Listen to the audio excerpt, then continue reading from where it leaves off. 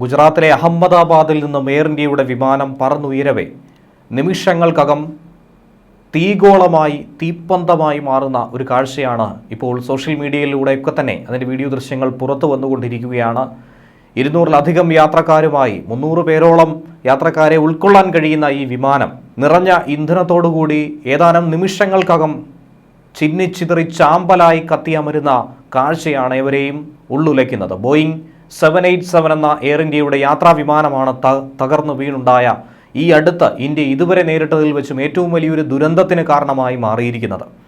വൻ ദുരന്തത്തിൻ്റെ വീഡിയോ ദൃശ്യങ്ങൾ ഇതിനോടകം തന്നെ സമൂഹമാധ്യമ പ്ലാറ്റ്ഫോമുകളിൽ പ്രചരിച്ചുകൊണ്ടിരിക്കുകയാണ്. ഇന്ന് ഉച്ചയ്ക്ക് 1:17 സർദാർ വല്ലഭായ് പട്ടേൽ വിമാനത്താവളത്തിൽ നിന്നും പറന്നുയർന്ന വിമാനം ഏതാനും നിമിഷങ്ങൾക്കകം തന്നെ തകർന്നു വീഴുകയായിരുന്നു.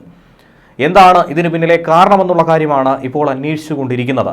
ടേക്ക് ഓഫിന് പിന്നാലെ ലണ്ടനിലേക്കുള്ള എയർ ഇന്ത്യ എക്സ്പ്രസ് വിമാനം തകർന്നു വീഴുന്ന ദൃശ്യങ്ങൾ ചില ക്യാമറ കണ്ണുകളിൽ പകർത്തിയിട്ടുണ്ടായിരുന്നു. വിമാനം ടേക്ക് ഓഫ് ചെയ്തതിന് പിറകെ തന്നെ ഇത് താഴേക്ക് പതിക്കുകയായിരുന്നു. അതിന് കാരണം എന്ത് എന്നുള്ളതാണ് അന്വേഷിക്കുന്നത്. വിമാനം പറന്നുയർന്ന അതായത് 1:17 ശേഷം 9 മിനിറ്റിനിപ്പുറമാണ് വിമാനം തകർന്നു വീണത്.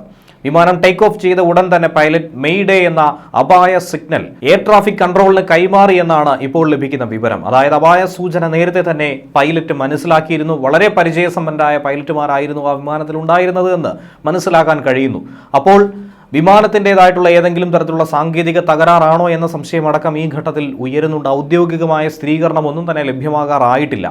എന്നാൽ ഇങ്ങനെ മെയ്ഡേ അപായ സൂചന നൽകിയതിന് പിന്നാലെ വിമാനവുമായിട്ടുള്ള ആശയവിനിമയ സംവിധാനം നഷ്ടപ്പെട്ടുവെന്നാണ് ATC അറിയിക്കുന്നത്. വിമാനം ഉയർന്ന് പൊങ്ങേണ്ട സമയത്ത് അത് വേണ്ട രീതിയിൽ ഉയരത്തിലേക്ക് പൊങ്ങിയില്ല. അങ്ങനെയാണ് 800 അടിയിലേറെ ഉയരത്തിൽ എത്തിയ ശേഷം വിമാനം താഴേക്ക് പതിച്ചതെന്നാണ് മനസ്സിലാക്കാൻ കഴിയുന്നത്. ഒരു പക്ഷേ പറന്നുയരാൻ കഴിയാത്ത രീതിയിൽ ഏതെങ്കിലും തരത്തിലുള്ള സാങ്കേതിക തകരാർ അതിന് സംഭവിച്ചിരിക്കാമെന്നുള്ള അനുമാനവും ഈ ഘട്ടത്തിൽ വിദഗ്ധർ പങ്കുവെക്കുന്നുണ്ട്. താഴേക്ക് വീണ വിമാനത്തിൽ നിന്നും അഗ്നിഗോളങ്ങൾ ഉയർന്നു പൊങ്ങുന്നതായിട്ടുള്ള കാഴ്ചയാണ് പിന്നീട് ഏവരും കണ്ടത്. ജനവാസ മേഖലയിൽ തന്നെയാണ് ഈ വിമാനം പതിച്ചത്. അതുകൊണ്ട് തന്നെ പ്രാദേശികമായി നിരവധി ആളുകൾ തിങ്ങിക്കൂടുന്ന ഒരു മേഖല ആയതുകൊണ്ട് തന്നെ വലിയ തോതിലുള്ള അപകട സാധ്യതയും ഇതിന് പിന്നാലെ ഏവരും എടുത്തു കാട്ടുന്നുണ്ട്. ക്യാപ്റ്റൻ സുമീത് സബർവാളാണ് ഈ വിമാനത്തിൻ്റെ മുഖ്യ പൈലറ്റ് എന്ന് പറയുന്നത്.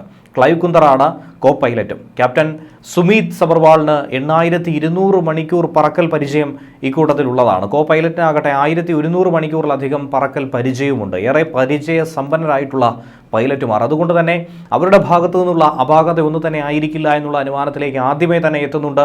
അവരെ കൊണ്ട് കഴിയും വിധത്തിൽ അവർ നല്ല രീതിയിൽ മുന്നോട്ട് കൊണ്ടുപോകാനായി ശ്രമിച്ചിരിക്കാം. അതിനിടയിൽ സംഭവിച്ച സാങ്കേതിക പിഴവായിരിക്കും ഈ ഒരു അപകടത്തിന് കാരണമെന്നാണ് പലരും ചൂണ്ടിക്കാണിക്കുന്നത്. 23-ാം റൺവേയിൽ നിന്നാണ് വിമാനം പറന്നുയർന്നത്. വിമാനത്താവളത്തിൻ്റെ പുറത്ത് ഇത് തകർന്നു വീഴുകയും ചെയ്തു.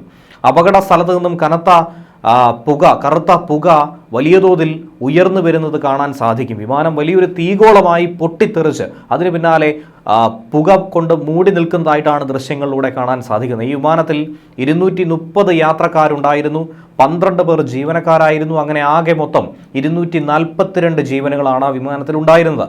അതുകൂടാതെ വിമാനത്തിൽ നിരവധി VIP-കൾ ഉണ്ട് എന്നുള്ള വിവരവും ലഭിക്കുന്നുണ്ട്.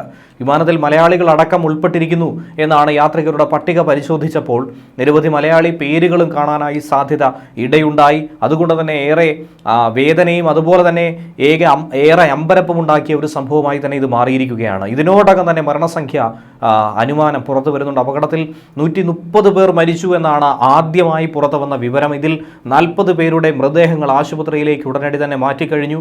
പരിക്കേറ്റ ഒട്ടനവധി ആളുകളെ അഹമ്മദാബാദിലെ പല ആശുപത്രികളിലായി പ്രവേശിപ്പിച്ചിട്ടുണ്ട്. മരണസംഖ്യ ഇനിയും ഉയർന്നേക്കുമെന്നുള്ള ആശങ്ക തന്നെയാണ് ഈ ഘട്ടത്തിൽ പുറത്തു വരുന്നത്. 140-ന് മുകളിലേക്ക് മരണസംഖ്യ എത്താൻ സാധ്യതയുണ്ടെന്നുള്ള സൂചനകളും ലഭിക്കുന്നു.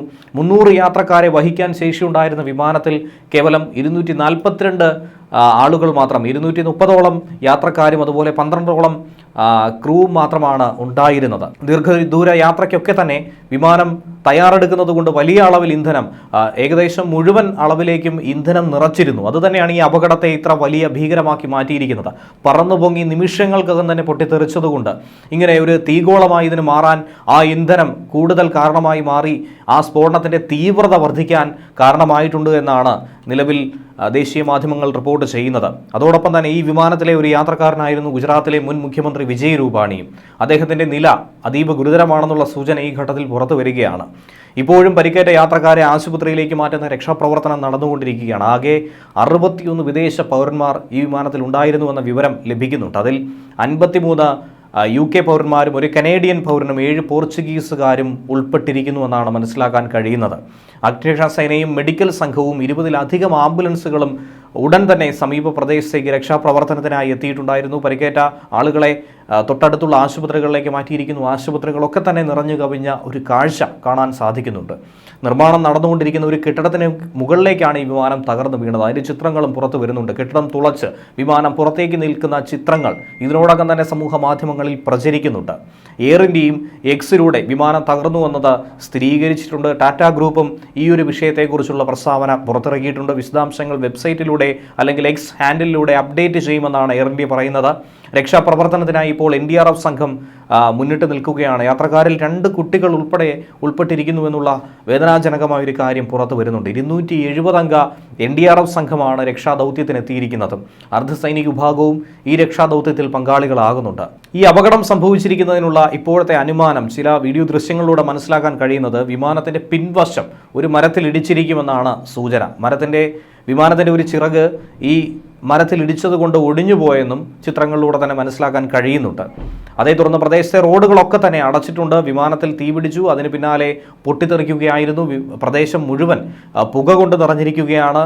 പ്രദേശവാസികളെ ഒക്കെ തന്നെ ഇത് സാരമായി ബാധിക്കുന്നുണ്ട്. അവിടെയൊക്കെ ഒരു ഇവാക്യുവേഷൻ നടപടി തന്നെയാണ് വളരെ വേഗത്തിൽ അഹമ്മദാബാദ് ഫയർ ആൻഡ് എമർജൻസി സർവീസിൻ്റെ നേതൃത്വത്തിൽ നടത്തിക്കൊണ്ടിരിക്കുന്നത്. എന്തായിരുന്നാലും ഈ ദുരന്തത്തെ തുടർന്ന് അഹമ്മദാബാദ് വിമാനത്താവളത്തിൻ്റെ പ്രവർത്തനം നിർത്തിവെച്ചിരിക്കുകയാണ്. വിമാന സർവീസുകൾ നിർത്തിയിട്ടുണ്ട്. ഏറെ സഹകരണവും ക്ഷമയും കാട്ടണം, ഞെട്ടലും ദുഃഖവും ഉണ്ടായി എന്നാണ് അദാനി അടക്കം ഈ വിഷയത്തിന് പിന്നാലെ പ്രതികരിച്ചിരിക്കുന്നത്. ആളപായത്തെക്കുറിച്ചുള്ള ഔദ്യോഗിക വിവരങ്ങൾ ഇതുവരെയും പുറത്തു വരുന്നില്ല. യാത്രക്കാരുടെ വിവരങ്ങൾ ഉൾപ്പെടെ എന്തൊക്കെയാണ് സംഭവിച്ചിരിക്കുന്നത്, എന്താണ് ഇതിന് കാരണമെന്നുള്ളത് പ്രധാനമന്ത്രിയുടെ ഓഫീസ് ഇതിനോടകം തന്നെ വിവരം തേടിയിട്ടുണ്ട്. 2 മന്ത്രിമാരെ സംഭവസ്ഥലത്തേക്ക് നിരീക്ഷിക്കാനായി അയച്ചിട്ടുണ്ട്. വ്യോമയാന മന്ത്രി രാംമോഹൻ നായിഡു അഹമ്മദാബാദിലേക്ക് യാത്ര തിരിച്ചു കഴിഞ്ഞു. അതുപോലെ തന്നെ കേന്ദ്ര ആഭ്യന്തരമന്ത്രി അമിത്ഷായെയും വിവരം തിരക്കാനായി ഏൽപ്പിച്ചിട്ടുണ്ട്.